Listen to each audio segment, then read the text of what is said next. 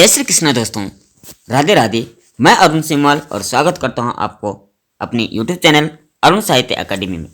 दोस्तों, आज हम हिंदी व्याकरण के इस सेशन में उपसर्ग पर बात चर्चा करने वाले।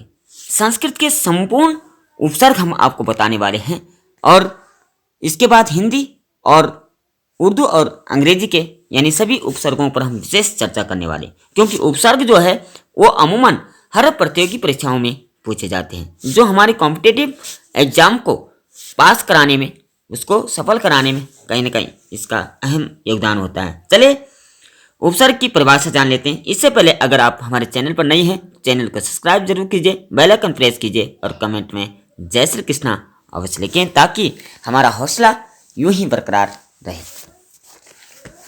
चलिए दोस्तों, सबसे पहले इसकी परिभाषा जान लेते हैं कि उपसर्ग आखिर होता क्या है। उपसर्ग शब्द दो शब्दों से मिलकर बना है। उप का अर्थ होता है पास और सर्ग का अर्थ होता है निर्माण करना या बनाना। इस प्रकार जो शब्दांश किसी दूसरे शब्द के पास जाकर के उसमें नएपन या नए अर्थ का बोध कर दे, वह पास आने वाला शब्द या शब्दांश या पद उपसर्ग कहलाता है। उपसर्ग सदैव ही मुख्य शब्द के आरंभ में जुड़ते, यानी शब्द से पहले उपसर्ग लगाए जाते हैं। आज हम संस्कृत उपसर्गों की बात करने वाले हैं। संस्कृत में अगर उपसर्गों की संख्या की बात करें तो संस्कृत में 22 उपसर्ग होते हैं। कितने? 22 उपसर्ग माने जाते हैं संस्कृत में, ठीक है। और हिंदी में इन सभी उपसर्गों का प्रयोग होता है, यानी संस्कृत में तो उपसर्ग है लेकिन इसका हिंदी में भी प्रयोग होता है, ठीक है। हिंदी भाषा एक ऐसी भाषा है जिसमें हिंदी के उपसर्ग भी प्रयोग होते हैं और उर्दू के उपसर्ग भी प्रयोग होते हैं, संस्कृत के उपसर्ग भी प्रयोग होते हैं और अंग्रेजी के उपसर्ग भी प्रयोग होते हैं। आज हम बताएंगे आपको कि हिंदी संस्कृत के उपसर्ग हिंदी में कैसे प्रयोग होते हैं। संस्कृत में एक सूत्र है जो संपूर्ण उपसर्गों को बांध लेता है।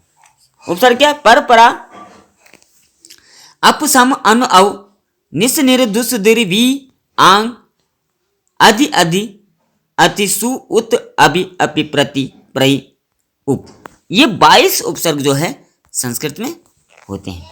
इन 22 उपसर्गों में सबसे पहले आता है परा उपसर्ग, ठीक है। इसका अर्थ भी हम जान लेंगे और इसका प्रयोग भी करेंगे, शब्द निर्माण भी करेंगे। और उपसर्ग की परिभाषा होती है कि वो शब्द के पूर्व में लगता है और उसका अर्थ बदल देता है। जैसे यहां है परा उपसर्ग है, परा का अर्थ होता है अधिक यानी ज्यादा, प्रकर्ष, उत्कर्ष, ऐसा इसका रूप बनेगा।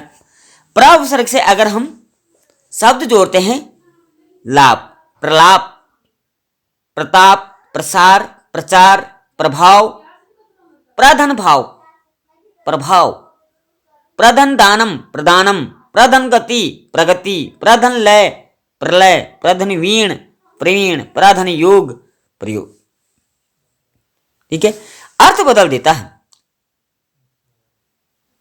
प्रधन चार, परा मतलब अधिक, चारण करता है जो, यानी उसको फैला देता है, विस्तृत कर देता है, प्रचार हो गया, ठीक है। प्रलाप करना, किसी कार्य के प्रति उसके अन्वेषण उसको करना, यानी विशेष रूप से अधिक उसका अन्वेषण करना। प्रताप, प्रसार यानी फैला देना, ठीक है। तो परा उपसर्ग के योग में यानी शब्द के साथ लगकर उसका अर्थ बदल देता है। दूसरे की बात करें अगर, एक तो प्रा है जो पापे रा लगता है, दूसरा है परा, प्रा और प्रा। दूसरा उपसर्ग क्या होगा? परा। परा का अर्थ होता है निषेध।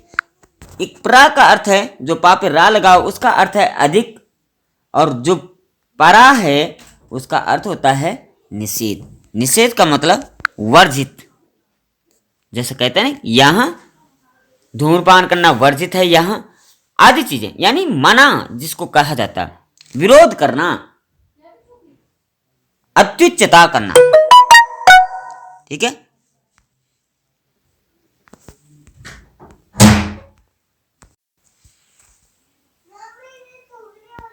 परा का अर्थ क्या बताए? निषेध बताए। जैसे यहां पर है जय शब्द, जय का मतलब किसी चीज को जीत लेना, विजय हासिल करना, सफलता हासिल करना। और पराजय का मतलब परा का जब लग जाता है यानी विरोध होता है, वो अछूता रह जाता है। पराजय का अर्थ होता है हार जाना। ठीक है, पहले क्या था, जय का अर्थ प्लस क्या बनेगा, परा धन जय, ऐसा हम इसको लिखेंगे। क्या लिखेंगे, परा धन जय। जय का अर्थ होता है विजय हासिल करना, किसी चीज को जीत लेना। लेकिन परा उपसर्ग लग जाने से वह पराजित माना जाता है। पराभव, पराक्रम, पराकाष्ठा। ठीक है, अगर बात करें उप उपसर्ग की, तीसरा आता है उप उपसर्ग। उप का मतलब है हीनता, न्यूनता, ठीक है, या बुरा। तीन चीजें, तीन अर्थ इसके नहीं। अप का मतलब हीनता, ये न्यूनता, कमी रह जाना, बुरा। जैसे इसमें अपकार, अप उपसर्ग से अपकार हो जाएगा यानी हीनता। कार मतलब करने वाला, अप उपसर्ग लग जाने से अपकार हो गया यानी अपमान होना, अपमान, अपवाद, अपयश, अपशब्द, अपशकुन। क्या होता है, बुरा का अर्थ प्रतीत होता है। न्यूनता का अर्थ अपशब्द, अपयश, किसी की यश प्राप्ति ना हो पाना, उसकी प्रशंसा हासिल ना हो पाना। ठीक है, अप लगने से उसका अर्थ परिवर्तित हो जाता है। चौथा है सम उपसर्ग। सम का अर्थ है अच्छा, भली प्रकार। और सम लगने से, जैसे यहां सम धनगति, सम धनगति संगति। सम उपसर्ग है और गति शब्द है, संगति यानी संगति मतलब साथ। संकल्प, समधनकल्प, संयोग, समधन योग, संपूर्ण, समधन पूर्ण, संहार, समधन हार, सम्मोहन, समधन उहन, आवरु को उगुण हो जाता है, सम्मेलनम। ठीक है, यहां पर संधि की बात करें तो सम्मा को अनुसार हो जाता है और ये मानसार हो जाता है यानी वर्ग का आखिरी अक्षर उसको बन जाता है। संधि की बात खैर यहां पर नहीं करेंगे। ठीक है, संधि अगर आपको पढ़ने तो हमने नीचे डिस्क्रिप्शन में इसका लिंक दिया हुआ, आप संधि वहां से पढ़ सकते हैं। अब बात करें पांचवें उपसर्ग की, अनु उपसर्ग। अनु का अर्थ होता है अभाव या पीछे, या सम्मान या कर्म या बोध। तीन अर्थ इसके निकलते हैं। अब जैसे चर का अर्थ होता है चलने वाला, अनुचर का अर्थ हो गया, अनु उपसर्ग लगने से अनुचर का अर्थ हो गया यानी अनुसरण करने वाला, उसका सहयोगी, अनुकूल यानी उसके किसी लीक पर चलना, किसी के कहे अनुसार चलना, अनुरूप, अनुधन रूप, अनुगमन, अनुधनगमन, अनुराग, अनुधनराग, अनुलोम, अनुधन लोम। ठीक है, अर्थ परिवर्तित हो जाता है। बात करें उपसर्ग 6 की, अव उपसर्ग। अव का अर्थ होता है हीनता या न्यूनता। जैसे गुण, अवगुण लगना से उसका अर्थ बदल गया। अवनति, उन्नति का मतलब होता है तरक्की हासिल करना। अव उपसर्ग लगना से अवनति उसका हो जाएगा यानी उसकी प्रशंसा ना होना, अवहेलना, अवज्ञा, अवलोकनम। ठीक है, ये उपसर्ग। अब बात करें सातवां उपसर्ग, निस उपसर्ग होता है, इसको नी भी कहते हैं यानी सा को विसर्ग हो जाता है इसलिए नी उपसर्ग भी बन जाता है। नी का अर्थ होता है निषेध, निसंग, निसंकोच, निसंहार, ये इसके रूप बनते हैं। बात करें आठवें उपसर्ग की, निर उपसर्ग। इसका भी विसर्ग बन जाता है यानी रा को विसर्ग बन जाता है। ये विसर्ग संधि का एक नियम है। निर का अर्थ होता है बिना। जैसे निर्धन भय, रा ऊपर चला जाता है, निर्भय बन जाता है। निर्धन दोष, निर्धन मलम और निर्धन जन्म। ठीक है, बात करें उपसर्ग 9 की तो इसमें है दुष् उपसर्ग। दुष् का अर्थ होता है कठिन, दुस्साहस, दुस्तर, दुष्कर्म यानी कठिनता का अभाव, कठिनता की ओर जो ले जाता है, दुष् उपसर्ग हो गया। अब 10वें उपसर्ग की बात करें, दुर उपसर्ग। दुर का रा का भी विसर्ग हो जाता है, कई बार दु उपसर्ग इसको प्रयोग करते हैं, जिसका अर्थ होता है बुरा यानी दुर्जन। जन का मतलब मनुष्य, और दुर उपसर्ग लग जाने से वो दुर्जन बन जाता है। बल का मतलब हो ताकत, और दुर्बल लग जाने, दुर उपसर्ग लग जाने से वो दुर्बल हो गया यानी जो कमजोर होता है। लव का अर्थ होता है लाभ, और दुर्लभ लग जाने से उस दुर्लभ बन जाता है, दुर्गम। ठीक है। 11वें उपसर्ग की बात करें तो वी उपसर्ग होता है विभिन्न और विशिष्ट, इसका अर्थ होता है विभिन्न और विशिष्ट तथा रहित, इसका अर्थ होता है। विवाद, वाद का मतलब बातचीत, वी उपसर्ग लगना से वो उसका अर्थ बदल गया। विवाद मतलब झगड़ा फसाद होना। विशेष, शेष का मतलब रह जाना, कमी, और विशेष का मतलब होता है विशेष रूप से कार्य करना। ठीक है। विदेश, देश का मतलब होता है जो हमारा, जहाँ के हम निवासी होते हैं, और विदेश का मतलब होता है जो हमसे बहुत दूर है।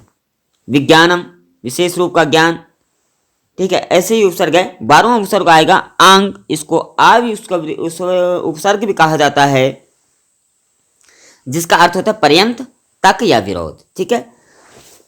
इसमें आएगा जीवन, यानी जैसे सामान्य जीवन होता है, आ उपसर्ग लग जाने से आजीवन हो जाता है, यानी जन्म से लेकर के मृत्यु तक उसका रूप बन जाएगा। आ समुद्र मतलब समुद्र तक पूरा उसका विस्तार रूप, एक छोर से लेकर के दूसरे छोर। आजन्म, आमरण,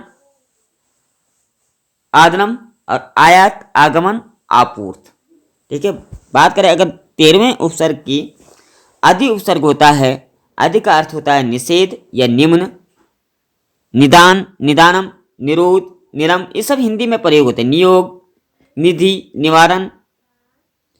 ठीक है। 14वें उपसर्ग की बात करें, आदि उपसर्ग आता है, आदि उपसर्ग आता है, आदि का अर्थ होता है निषेध या निम्न, ये हमने पढ़ दिया। 14वां उपसर्ग है आदि, आदि का अर्थ है ऊपर या श्रेष्ठ। ठीक है। अधिक नहीं कहेंगे इसके, ऊपर या श्रेष्ठ। अधिकार, अध्यक्ष, अधिनायक। ठीक है। जो ऊपर का व्यक्ति होता है यानी श्रेष्ठ व्यक्ति को कहा जाता है। अधिकार, कार का मतलब करने वाला, अधिक का मतलब विशेष यानी श्रेष्ठ कार्य करने वाला, अधिकार, अध्यक्ष। ठीक है। बात करें 15वें उपसर्ग की, अति। अति का अर्थ है अधिक, जैसे कहते हैं ना अति का भला न बोलना, अति की भली न चूक, तो अति का अर्थ होगा अधिक। अत्यंत, अत्यंतम, अतिरिक्तम, अतिरेक। ठीक है। ऐसे इसके शब्द बनेंगे उपसर्ग लगने से। फिर होता है 16वां सु उपसर्ग। सु का अर्थ होता है अच्छा। ठीक है। जैसे योग यानी जोड़ना, सुयोग विशेष रूप से जोड़ना, सुलभ, सुकर्म, सुयोग्य।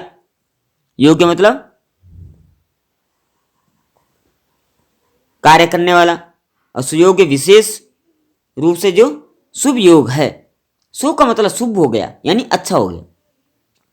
17वां उपसर्ग है उत उपसर्ग। उत का अर्थ होता है ऊपर या ऊंचा, उत्कर्ष, उन्नति, उद्घोष, उत्तम, उद्वार, उत्थानम, उद्योग, उद्भव। ऐसे इसके शब्द बनेंगे। आपने कैसे करना, कई बार आता है माना उत धन थामना, थानम, इसको शब्द बनाइए, इस उपसर्ग को शब्द बनाइए। या कई बार आता है कि उत उपसर्ग से बनने वाले शब्द कौन से है, उत्कर्ष, उन्नति, उद्घोष, उत्तम, ऐसा दे देगा। ठीक है। कई बार क्या है अलग अलग दे देते हैं, और उत्कर्ष माना वहां पर दे दिया तो उत्कर्ष इसका हो जाएगा। ठीक है। ता हलंत है और वो कर्ष शब्द हो गया, उसके साथ मिल जाता है। बात करें 18वें उपसर्ग की, अभि उपसर्ग। अभि का अर्थ होता है सामने या चारों ओर। अभिवादनम, अभिज्ञानम, अभिमुखा। ठीक है। ऐसे इसके रूप बनेंगे। 19वां उपसर्ग है अपि उपसर्ग। अपि का अर्थ होता है भी। ठीक है। संस्कृत में अपि का भी उपसर्ग होता है, और इसके शब्द बनेंगे अपिहितम, अपिधानम। ठीक है। कुछ कुछ उपसर्ग ऐसे हैं जो हमारे दिमाग में सेव हुए रहते हैं कि उनका अर्थ हमें आ जाता है। लेकिन जैसे सु हो गया, सबको पता है, सुस्वागतम भी लिख सकते, सुयोग भी लिख सकते हैं, सुधनम भी लिख सकते हैं, सुकर्मम भी लिख सकते हैं, सुयोग्य भी लिख सकते हैं। लेकिन कभी कभी माना जैसे ही अपी उपसर्ग पूछ लिया तो अपी उपसर्ग से क्या बनेगा, ये कठिन कठिन जो उपसर्ग है इनको याद करने की आवश्यकता है। ठीक है, जैसे अपिहितम, कई बार व्यक्ति इसको पहली बार सुनता है और अगर माना उसने सुना नहीं है, पढ़ा नहीं है, तो इसका उत्तर भी नहीं दे सकता था। जैसे प्रति, ये सबके दिमाग में रहता है कि प्रति उपसर्ग से हम कुछ भी नया शब्द बना सकते, प्रतियोग, प्रतिसर्गा, प्रतिरूपः, प्रत्येकम, प्रतिदिनम, प्रत्यक्षम, प्रतिनिधि, प्रतिकूलम, प्रतिध्वनि, प्रतिवर्षा, ये लिख सकते। जो सामान्य उपसर्ग है उसका आप लिख सकते हैं, लेकिन जो कठिन उपसर्ग है उसको आपको याद करना होगा। बात करें 21वें उपसर्ग की, परि उपसर्ग। परि का अर्थ होता है चारों, जैसा आता है ना कि परितः, परितः यानी चारों ओर, आसपास। परिधि, परिताप, परिचय, परिजन, परितः, परिवार, परिकल्पना आदि इसके शब्द बनते हैं। बात करें 22वें उपसर्ग की, उप उपसर्ग, उसका अर्थ है समीप या नजदीक, छोटा, मुख्य न होना। उपवनम, उपनगरम, उपकूलम, उपदेशम, उपमंत्री, उपनाम, उपासक। तो ये है कुल संस्कृत के 22 उपसर्ग। सबसे ज्यादा उपसर्ग संस्कृत में ही माने जाते हैं। ठीक है, हिंदी में भी कम होते हैं, उर्दू में भी कम होते हैं, लेकिन संस्कृत में सबसे अधिक माने जाते हैं और ये हिंदी में पूर्ण रूप से प्रयोग होते हैं। ठीक है, तो आज के लिए हमने यह उपसर्ग, संस्कृत के उपसर्ग जाने कितने प्रकार के होते हैं, कैसा इनका प्रयोग होता है। इसके बाद हम हिंदी के उपसर्ग आपको बताएंगे। आशा आपको वीडियो पसंद आएगी। वीडियो पसंद आए लाइक शेयर सब्सक्राइब जरूर करें। आज के लिए इतना ही। जय श्री कृष्णा, राधे राधे।